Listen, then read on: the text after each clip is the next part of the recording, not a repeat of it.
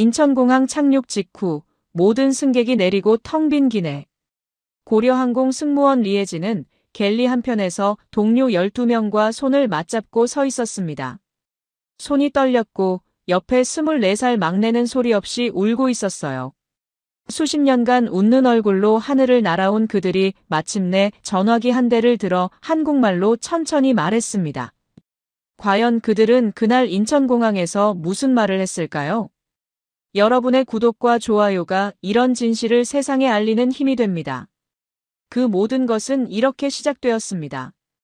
제가 처음 고려항공 승무원 제복을 입던 날을 지금도 잊지 못합니다. 22살이었어요. 평양 보통강 근처 우리 동네에서 항공 승무원이 된다는 건 그야말로 하늘의 별 따기였습니다. 동네 아주머니들이 다들 나와서 축하해 주셨고 어머니는 그날 저녁 두부밥을 해주시면서 눈물을 훔치셨지요. 아버지가 일찍 돌아가시고 혼자 저를 키우신 어머니한테는 그게 얼마나 큰 기쁨이었겠습니까? 여러분도 자식이 잘 됐을 때 그 마음 아시잖아요.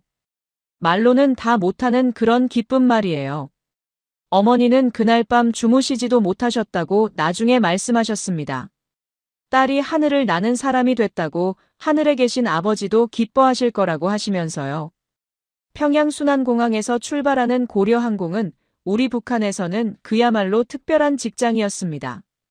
일반 주민들은 평생 한 번 타볼까 말까 한 비행기를 저는 매주 탔으니까요. 베이징으로, 모스크바로, 블라디보스토크로. 외국 공항에 내릴 때마다 느끼는 그 낯선 공기, 그 넓은 세상. 하지만 그때는 그것이 무엇을 의미하는지 제대로 알지 못했습니다. 그냥 저는 운이 좋은 사람이라고만 생각했어요.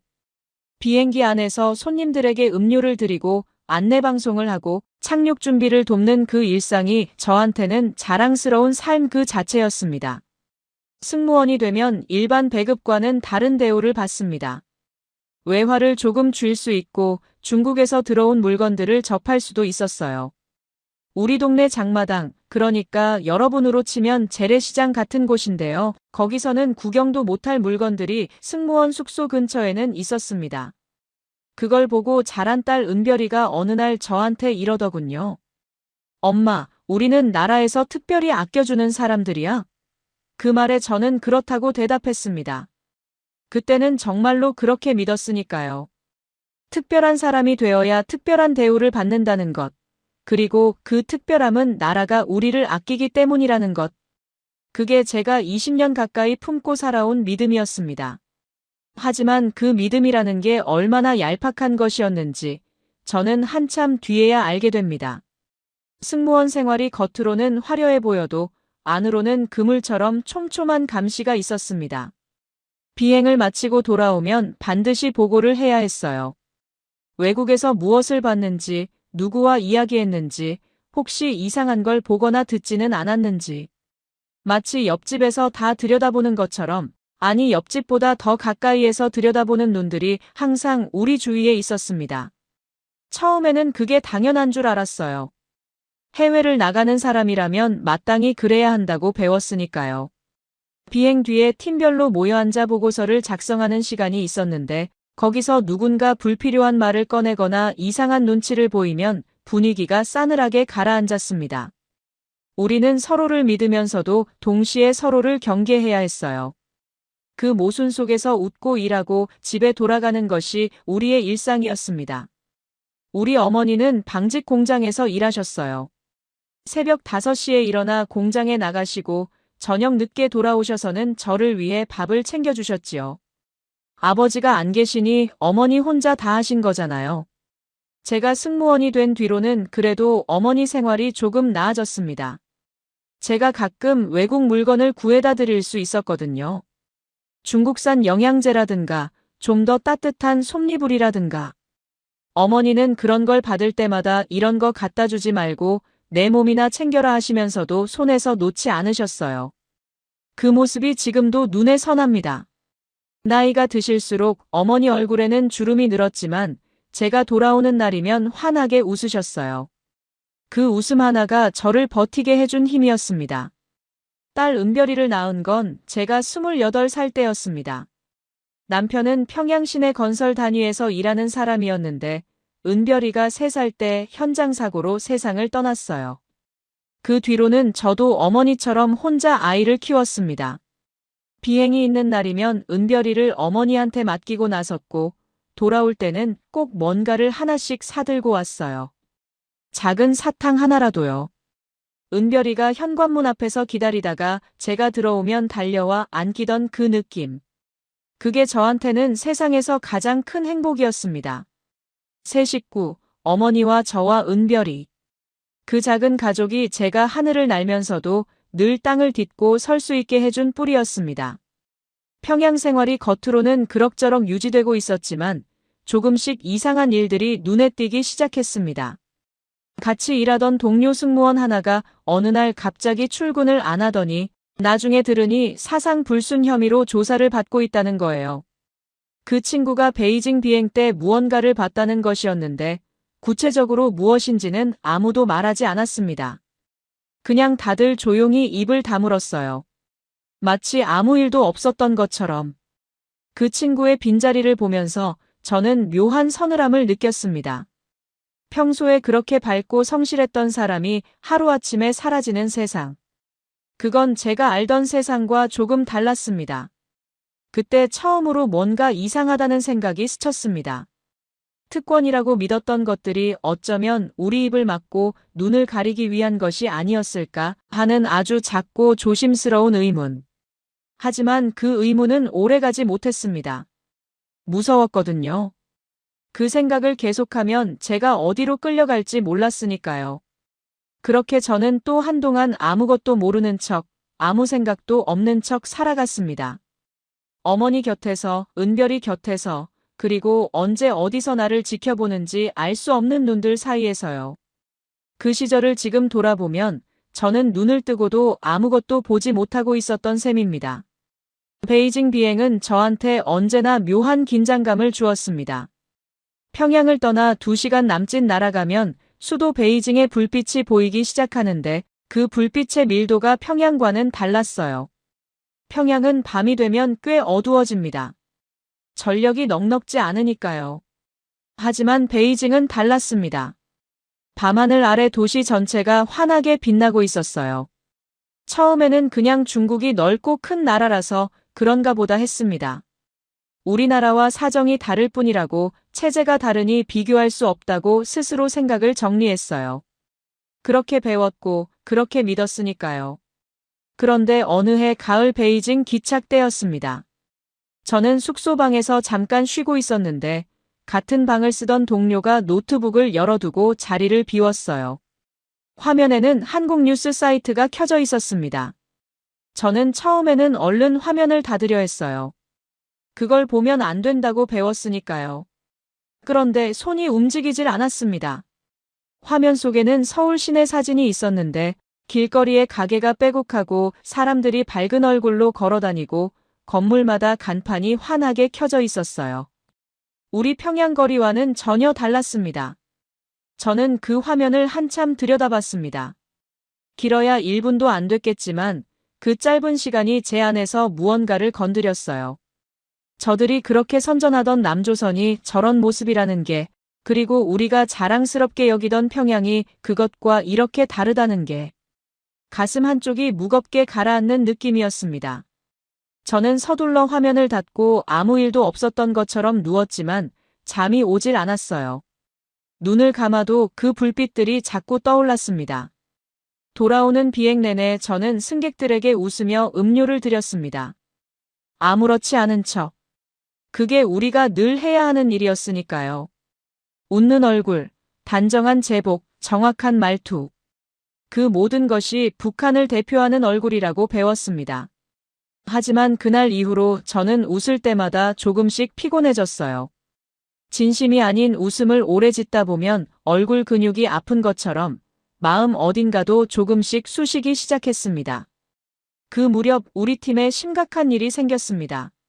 함께 오랫동안 일하던 선배 승무원 해숙 언니가 어느 날 갑자기 비행 스케줄에서 빠졌어요. 팀장은 건강 문제라고만 했는데 아무도 그 말을 곧이곧대로 믿지 않았습니다. 며칠 뒤 소문이 돌았어요. 해숙 언니가 베이징 기착 때 한국 교민과 접촉했다는 의혹을 받고 있다는 거였습니다. 사실인지 아닌지는 아무도 몰랐어요. 그냥 어느 날 사람이 사라졌고 우리는 그 사람 이름을 입에 올리지 않았습니다. 해숙 언니는 제가 신입 때부터 챙겨주던 분이었어요. 비행 중에 긴장하면 손을 꼭 잡아주던 분, 기내식 남은 게 있으면 몰래 챙겨서 저한테 주던 분. 그 언니가 어디로 갔는지 물어볼 수도 없는 세상이었습니다. 저는 그때 처음으로 울지 않으려고 이를 악물었습니다. 눈물을 보이면 안 됐어요. 왜 우는지 묻는 눈들이 있었으니까요. 어머니한테는 그런 이야기를 할 수 없었습니다. 어머니가 걱정하실까봐요. 은별이는 그때 10살이었는데 엄마 다녀왔어 하면 달려와서 품에 안기는 아이였어요. 그 아이의 온기가 제가 버티는 이유였습니다. 이 아이한테 어떤 세상을 물려줄 것인가, 그 생각은 아직 본격적으로 하지 않을 때였습니다. 하지만 씨앗은 이미 심겨 있었어요. 베이징 하늘 아래서 본 그 불빛들, 해숙 언니의 빈자리, 그리고 밤마다 잠들지 못하고 뒤척이던 저 자신. 그 모든 것이 아주 천천히 소리 없이 제 안에서 자라고 있었습니다. 그때는 몰랐습니다. 그 씨앗이 언젠가 제 삶 전체를 뒤흔드는 나무가 될 거라는 것을. 오철수 부기장을 처음 만난 건 제가 고려항공에 입사하고 10년쯤 됐을 때였습니다. 그이는 저보다 10살 위로 비행 경력만 20년이 넘은 베테랑이었어요. 과묵하고 단정한 사람이었습니다. 비행 중에도 불필요한 말을 하지 않았고 보고 자리에서도 늘 정해진 말만 했어요. 그래서 저는 처음에 그이가 체제에 가장 충실한 사람 중 하나라고 생각했습니다. 그런 사람이 어느 날 제게 조용히 말을 걸어왔을 때 저는 처음에 겁부터 났어요. 베이징 숙소 복도에서였습니다. 저녁 점호가 끝나고 각자 방으로 돌아가던 시간이었는데 오 부기장이 제 옆에 나란히 걸으면서 아주 낮은 목소리로 말했습니다. 리 동무 생각해 본 적 없소? 다르게 사는 것에 대해서. 저는 그 말이 무슨 뜻인지 바로 알아들었지만 모른 척했어요. 무슨 말씀이신지 모르겠습니다. 하고 방으로 들어가 문을 닫았습니다. 그날 밤은 정말 잠을 한숨도 못 잤어요. 저 사람이 보위부에서 심어놓은 사람이면 어쩌나. 저를 시험하는 거라면 어쩌나. 제가 조금이라도 마음이 흔들린 것을 들켰으면 어쩌나. 무서웠습니다. 정말로 뼛속까지 무서웠어요. 그런데 몇 달 뒤 어머니가 쓰러지셨습니다. 방직 공장에서 무거운 걸 들다가 허리를 크게 다치셨는데 병원에 가도 약이 없었어요. 북한 병원에 가면 의사는 있어도 약이 없는 경우가 많습니다. 여러분 나라도 예전에 어려웠을 때 약 한 알 구하기 힘드셨던 적 있으시잖아요. 그것과 비슷한데 우리는 그게 수십 년째 계속된다고 보면 됩니다. 저는 중국에서 진통제를 몰래 사다가 어머니한테 드렸어요. 그걸 갖고 들어오다 걸리면 곤란해지는 일이지만 그렇게라도 안 하면 어머니가 통증으로 밤을 꼬박 새우셨거든요. 어머니가 누워 계시는 것을 보면서 저는 처음으로 진지하게 생각했습니다. 이 사람이 이 나라에서 평생 열심히 일했는데 늙어서 아파도 약 한 알 제대로 못 받는다는 게 옳은 건가? 그 생각이 머릿속에서 떠나지 않았어요. 체제를 믿으라고 배웠고 당이 인민을 사랑한다고 배웠는데 그 사랑이 고작 이것인가? 어머니의 거칠어진 손, 굽은 허리, 그리고 약도 없이 이를 악물고 버티는 그 얼굴. 저는 그 모습을 보면서 무언가가 크게 무너지는 소리를 들었습니다. 그 즈음 보위부의 사상 검열이 갑자기 강화됐습니다. 승무원들을 개별적으로 불러 면담을 하기 시작했는데 질문 내용이 전보다 훨씬 구체적이었어요. 해외 기착지에서 혼자 시간을 보낸 적이 있느냐, 외국인과 단둘이 이야기한 적이 있느냐, 동료 중 이상한 행동을 한 사람을 본 적이 있느냐. 그 마지막 질문이 저를 가장 힘들게 했습니다. 동료를 고발하라는 것이었으니까요. 우리는 서로 오랫동안 하늘을 함께 날아온 사람들인데 그 사람들을 의심하고 감시하고 보고해야 한다는 것. 그게 옳은 건지 저는 더 이상 확신할 수 없었습니다. 면담을 마치고 나오면서 복도에서 서리를 마주쳤어요. 24살의 막내 승무원으로 늘 환하게 웃는 아이였는데 그날은 얼굴이 허옇게 질려 있었습니다. 저와 눈이 마주쳤을 때 그 아이는 아무 말도 하지 않았어요.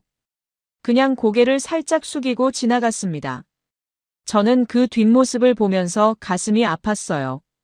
저 나이에 저런 눈을 해서는 안 되는데. 저 아이의 청춘이 이 안에서 이렇게 쓰여서는 안 되는데. 그날 밤 저는 이불을 뒤집어 쓰고 은별이 사진을 꺼내봤습니다. 10살짜리 딸아이의 사진. 환하게 웃는 얼굴. 이 아이가 20살이 되고 30살이 되어도 이 안에서 같은 두려움을 안고 살아야 한다면. 그 생각이 드는 순간 저는 처음으로 오철수 부기장의 말이 다시 떠올랐습니다. 다르게 사는 것에 대해서. 그 말이 이번에는 도망치고 싶은 유혹으로 들리지 않고 살아남아야 한다는 절박함으로 들렸습니다. 하지만 아직 저는 결심하지 못했습니다. 무서웠고 어머니가 눈에 밟혔고 은별이가 걱정됐습니다. 결심이란 한순간에 오는 것이 아니었어요. 그것은 아주 오랫동안 쌓이고 쌓인 것들이 어느 한순간 터지는 것이었습니다. 그 순간은 아직 오지 않았어요. 하지만 이미 가까이 오고 있었습니다. 어머니가 돌아가신 건 제가 40살이 되던 해 겨울이었습니다. 허리를 다치신 뒤로 건강이 계속 안 좋으셨는데 그해 가을부터 갑자기 기력이 크게 떨어지셨어요. 제가 옆에서 챙겨드려야 했는데 하필 그때 비행 스케줄이 연달아 잡혀 있었습니다. 저는 상부에 사정을 말씀드렸어요. 어머니가 많이 편찮으시니 며칠만 자리를 비우게 해달라고. 돌아온 대답은 안 된다는 것이었습니다. 국가 임무를 개인 사정으로 미룰 수 없다는 거였어요. 저는 그 말을 들으면서 뭔가 목구멍을 막는 것 같았지만 결국 비행을 떠났습니다. 모스크바에서 돌아오는 비행기 안에서였어요. 착륙 준비를 하고 있는데 팀장이 조용히 다가와 제 귀에 대고 말했습니다. 어머니께서 아까 돌아가셨다고. 저는 그 순간 아무 표정도 지을 수 없었습니다. 눈물도 나오지 않았어요. 비행기가 착륙하는 동안 저는 그냥 자리에 서서 창밖을 봤습니다. 구름 아래 평양이 보이고 있었어요. 어머니가 평생을 사신 그 도시가. 저는 그때 처음으로 이 나라에 대한 마지막 남은 마음까지 잃었습니다. 임종을 지키지 못했습니다. 마지막 가시는 길에 손 한번 잡아드리지 못했어요. 어머니는 혼자 가셨습니다. 은별이가 할머니 곁에 있었다고는 하는데 12살짜리 아이가 혼자 그 자리를 지킨 것입니다. 저는 그 생각을 하면 지금도 가슴이 무너집니다. 국가가 저한테서 어머니의 마지막을 빼앗아간 것이었습니다. 아무리 체제를 위해 일한다고 해도 아무리 당에 충성한다고 해도 어머니 임종도 못 지키게 하는 나라를 저는 더 이상 믿을 수 없었습니다. 장례를 마치고 나서 오철수 부기장이 저를 조용히 불렀습니다. 이번에는 제가 먼저 고개를 끄덕였어요. 말이 없어도 알았습니다. 그이도 알고 있었어요. 제 눈이 달라져 있다는 것을. 오 부기장은 지금까지 같은 마음을 품은 사람이 12명 더 있다고 했습니다. 승무원들, 정비사 1명, 지상 요원 2명. 모두 조심스럽게 서로를 확인해온 사람들이라고. 다음 인천 직항 스케줄이 3달 뒤라고도 했습니다. 저는 아무 말도 하지 않고 자리에서 일어났어요. 그것이 제 대답이었습니다. 그 뒤 3달이 제 인생에서 가장 길고 고통스러운 시간이었습니다. 겉으로는 아무렇지 않아야 했어요. 웃고 비행하고 보고하고 동료들과 밥을 먹고. 하지만 속으로는 매 순간 결심이 흔들렸습니다. 은별이를 두고 간다는 것. 그것이 저를 가장 괴롭혔어요. 딸아이를 혼자 남겨두고 떠나는 것이 어미로서 옳은 일인가. 함께 데려갈 수도 없었습니다. 12살짜리를 이 위험한 일에 끌어들일 수는 없었어요. 저는 그 아이를 지키고 싶어서 떠나는 것이기도 했고 그 아이를 두고 떠나는 것이기도 했습니다. 떠나기 전날 밤 저는 자고 있는 은별이 방에 들어가 한참을 서 있었습니다. 조금 큰 이불을 덮고 새근새근 자고 있었어요. 자면서도 입꼬리가 살짝 올라가 있었는데 무슨 좋은 꿈을 꾸고 있었던 것 같았습니다. 저는 그 얼굴을 눈에 담으려고 오래오래 들여다봤어요. 이 얼굴을 기억해야 한다고. 다시 못 볼 수도 있으니까. 그러다 손이 저도 모르게 움직여 아이의 이마를 살짝 쓸었는데 은별이가 잠결에 엄마 하고 불렀습니다. 저는 그 한마디에 그 자리에 주저앉을 뻔했어요. 은별아, 엄마가 미안하다. 엄마가 너를 두고 가는 게 아니다. 엄마는 내가 더 좋은 세상에서 살 수 있도록 먼저 길을 내려가는 거다. 꼭 다시 만나자. 꼭. 저는 소리 없이 그 말을 중얼거리고 방을 나왔습니다. 문을 닫는 순간 눈물이 쏟아졌어요. 복도에서 혼자 한참을 울었습니다. 그리고 눈을 닫고 다음 날 아침 비행 준비를 했습니다. 어머니 산소에는 가지 못했어요. 혹시 누가 볼까봐. 그냥 마음속으로 어머니한테 인사를 드렸습니다. 어머니, 저 갑니다. 잘 지켜봐 주세요. 그날 아침 순안공항은 평소와 다를 것이 없었습니다. 저는 새벽 5시에 일어나 제복을 입고 머리를 단정하게 정리했어요. 거울에 비친 제 얼굴이 낯설었습니다. 이게 이 제복을 입는 마지막 날이 될 수도 있다는 것을 알면서도 손은 떨리지 않았어요. 이미 결심이 끝난 사람의 손이었습니다. 숙소를 나서면서 저는 방 안을 한번 둘러봤어요. 남겨두고 가는 물건들, 사진 한 장. 은별이 어릴 적 사진만 주머니 안쪽에 접어서 넣었습니다.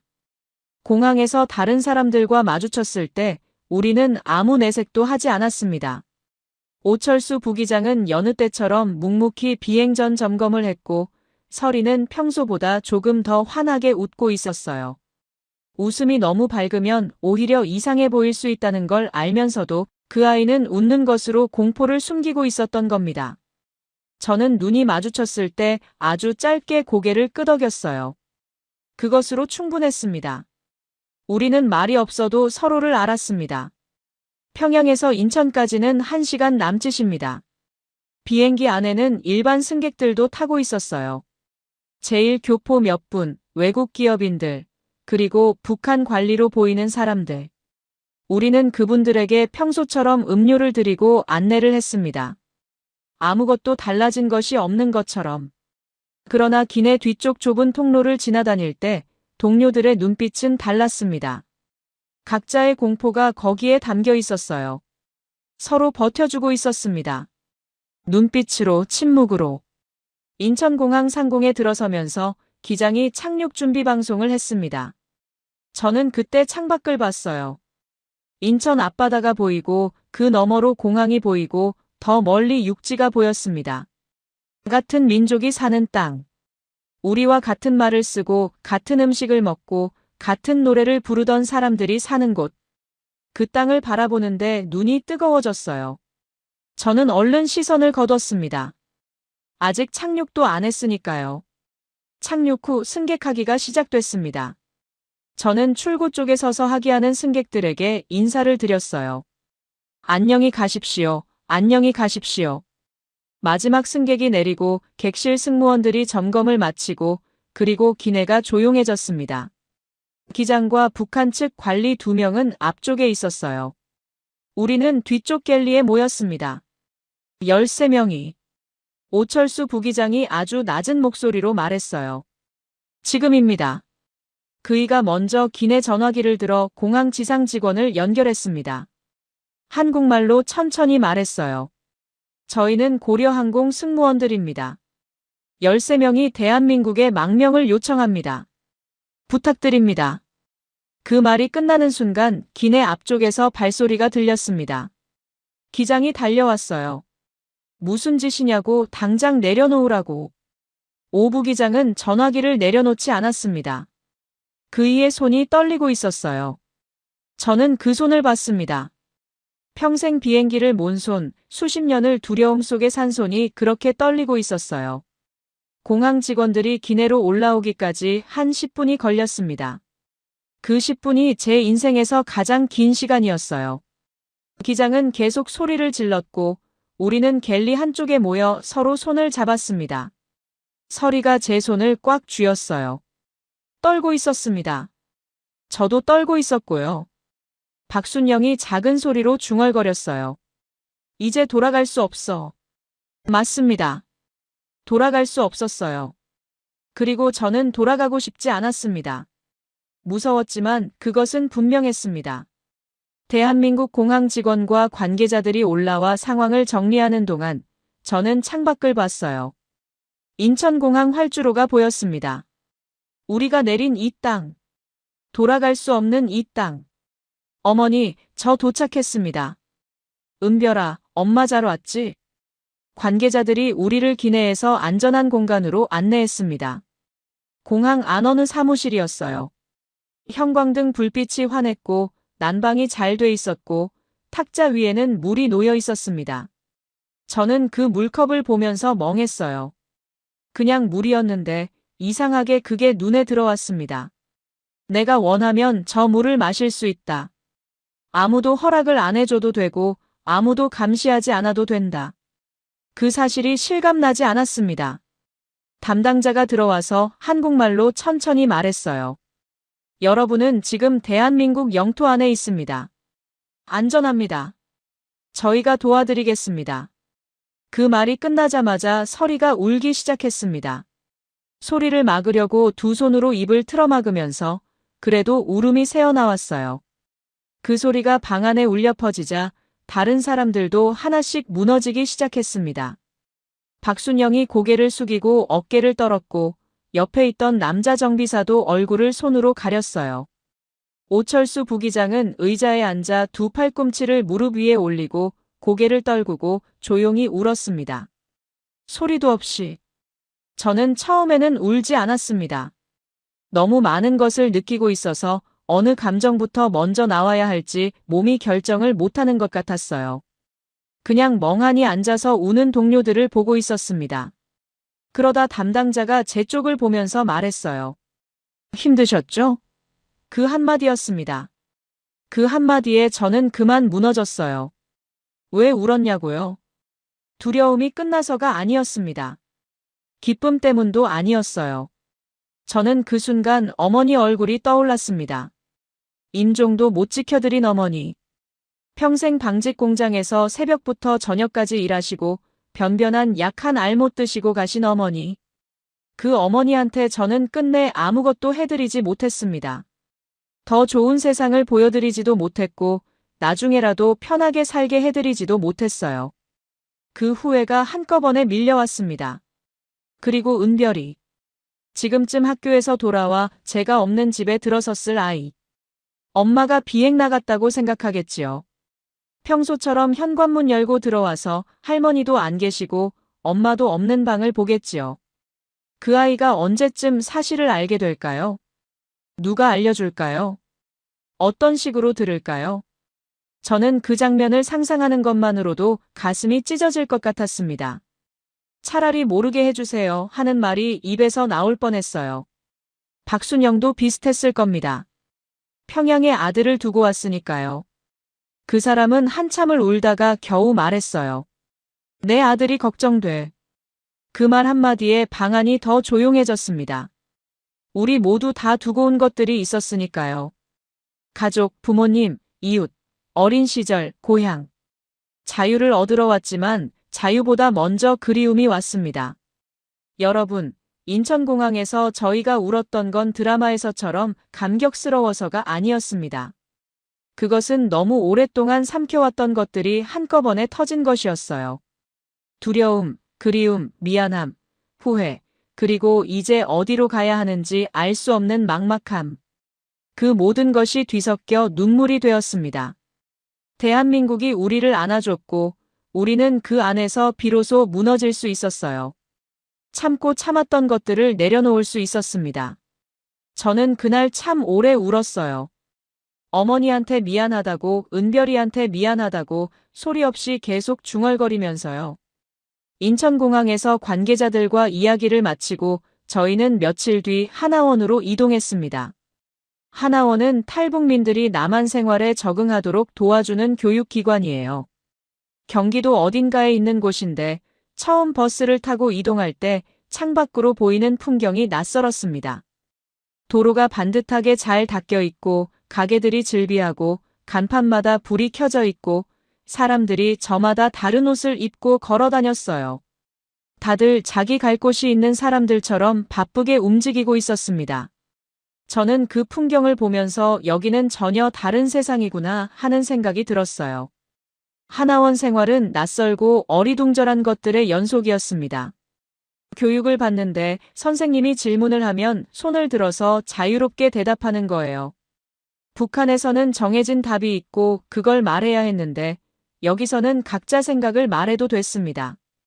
처음에 저는 그게 어색해서 한참 동안 손을 못 들었어요. 혹시 제 생각이 틀리면 어쩌나 하는 두려움이 먼저 왔습니다. 그러다가 선생님이 정답이 없는 거라고 그냥 느낀 대로 말하면 된다고 하시는 걸 듣고 나서야 조금씩 입이 열렸어요. 한국말도 같은 말인데 많이 달랐습니다. 버스, 지하철, 마트, 핸드폰.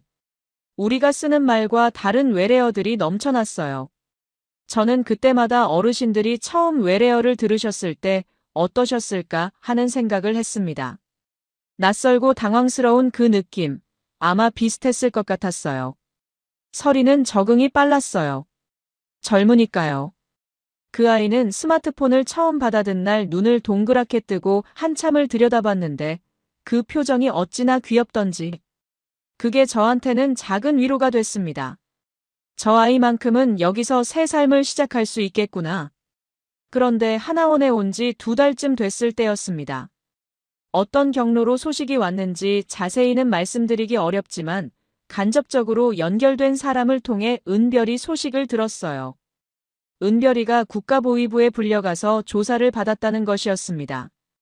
엄마가 왜 돌아오지 않는지, 엄마가 연락을 해왔는지, 엄마가 사전에 무언가 말하지 않았는지.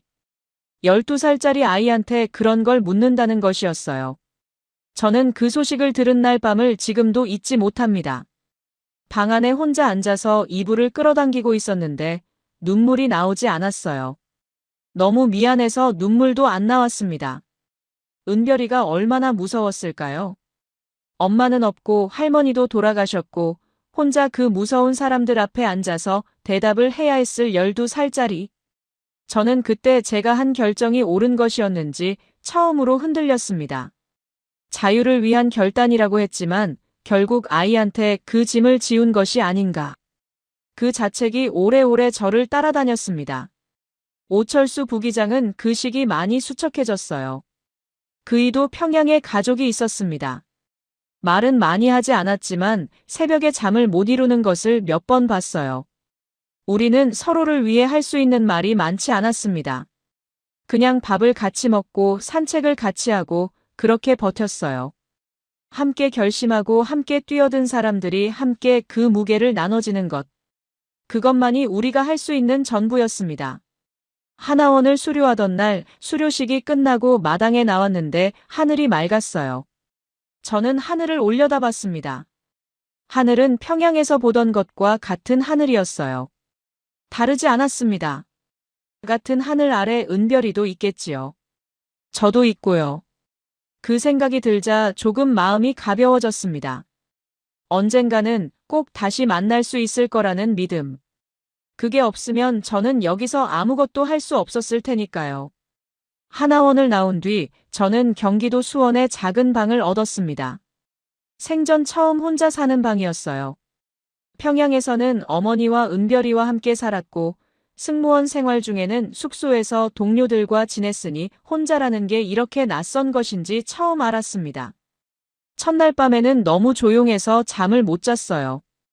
아무 소리도 들리지 않는 방 안에 혼자 누워 있으니 더 많은 것들이 머릿속에서 울렸습니다. 수원에서 처음 마트에 갔을 때를 지금도 기억합니다. 평양에서 가끔 가던 상점과는 비교가 안 됐어요.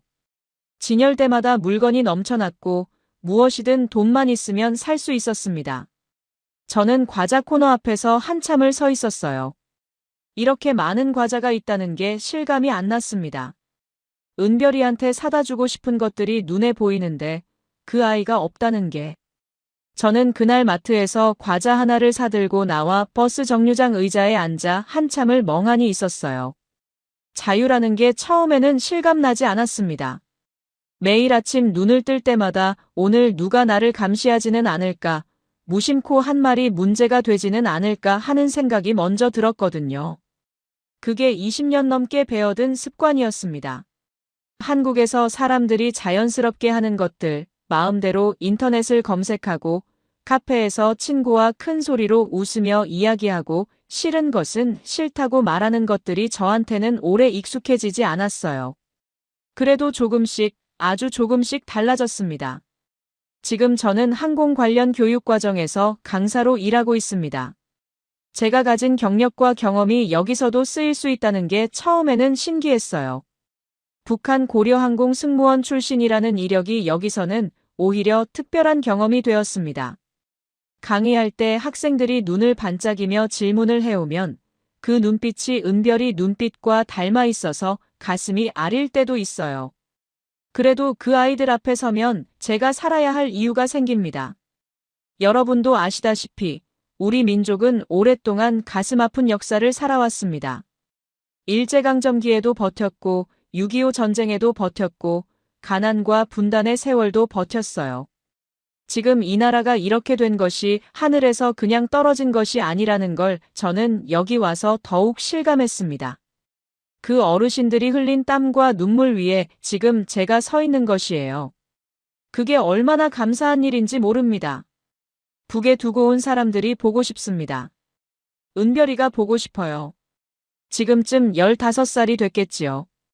키가 많이 컸을까요? 아직도 자면서 입꼬리를 올리며 웃는지 모르겠습니다. 저는 매일 그 아이 생각을 합니다. 자기 전에도 아침에 일어나서도 멀리 있어도 엄마 마음은 항상 내 곁에 있다, 은별아. 그 말을 하늘로 보내는 것이 요즘 저의 일상입니다. 통일이 됐으면 합니다.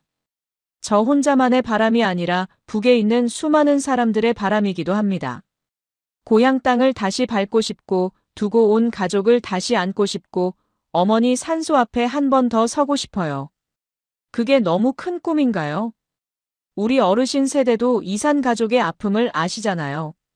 그 아픔이 지금도 계속되고 있는 사람들이 북쪽에 있습니다. 저도 그중 하나입니다. 저는 오늘도 수원 하늘을 봅니다. 저 하늘 너머 어딘가 은별이도 같은 하늘 아래 살고 있겠지요. 언젠가 통일이 되는 날, 아니 그 전에라도 우리가 다시 만날 수 있는 날이 오기를 바랍니다.